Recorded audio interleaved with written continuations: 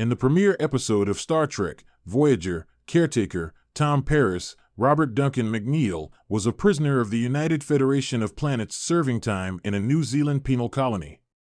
At the time, Paris was a former Starfleet pilot who became a jaded loner with low self-esteem and lost trust in the system that had repeatedly failed him.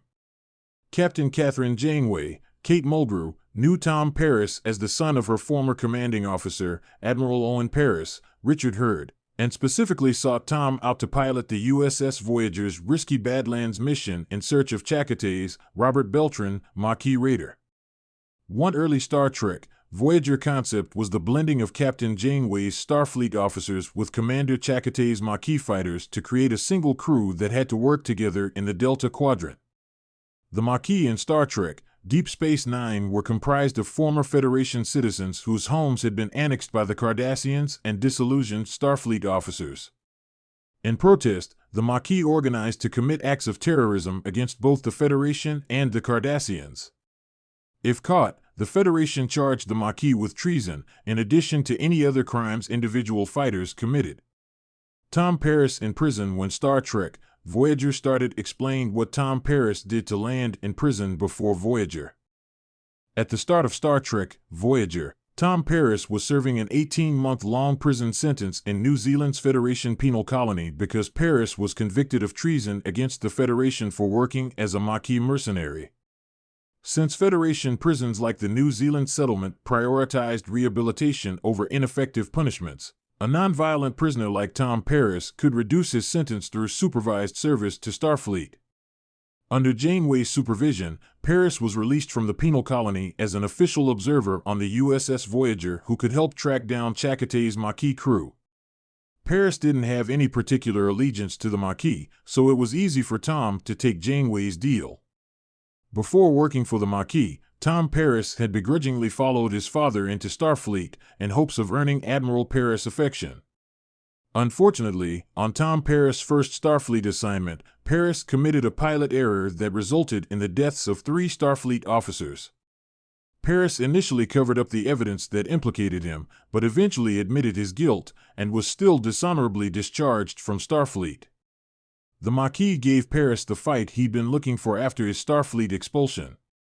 Tom Paris was supposed to be Star Trek, TNG's Nick Locarno. Nick Locarno would have been an expensive addition to Star Trek, Voyager's cast. Originally, the character that evolved into Tom Paris was supposed to be Star Trek, The Next Generation Starfleet cadet Nick Locarno, also played by Robert Duncan McNeill. In Star Trek, The Next Generation Season 5, Episode 19, The First Duty, Locarno was part of Nova Squadron with Wesley Crusher, Wil Wheaton. Nick Locarno pushed Nova Squadron to attempt the dangerous Culvert Starburst maneuver, resulting in the death of Cadet Josh Albert. Rather than own up to his part in the tragedy, Locarno insisted Nova Squadron should cover up Josh's death as an accident.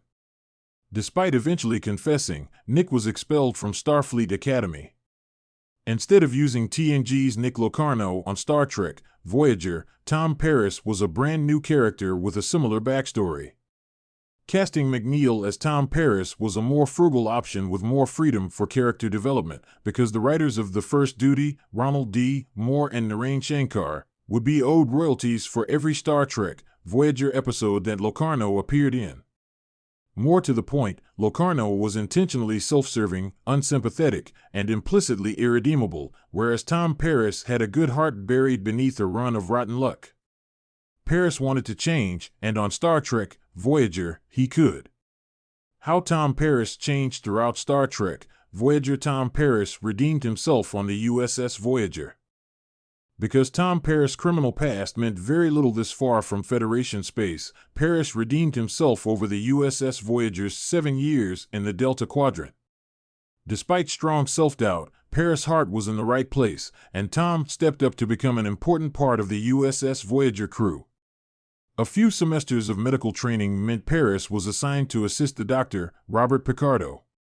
One of Paris' greatest achievements was designing Voyager's Delta Flyer with Lieutenant B'Elanna Torres, Roxanne Dawson, Lieutenant Commander Tuvok, Tim Russ, Ensign Harry Kim, Garrett Wang, and 7 of 9, Jerry Ryan. Tom Paris' redemption arc wouldn't have been possible without Paris' willingness to accept others' friendship. Janeway's initial belief in him brought Paris aboard the USS Voyager, and Paris soon developed one of Star Trek's best friendships with Harry Kim. Tom's relationship with and eventual marriage to B'Elanna Torres allowed both characters to grow together, learning how to accept the unconditional love that they'd sought as children. When the USS Voyager returned to the Alpha Quadrant, Tom Paris was accepted back into Starfleet as proof of completing his Star Trek Voyager redemption arc.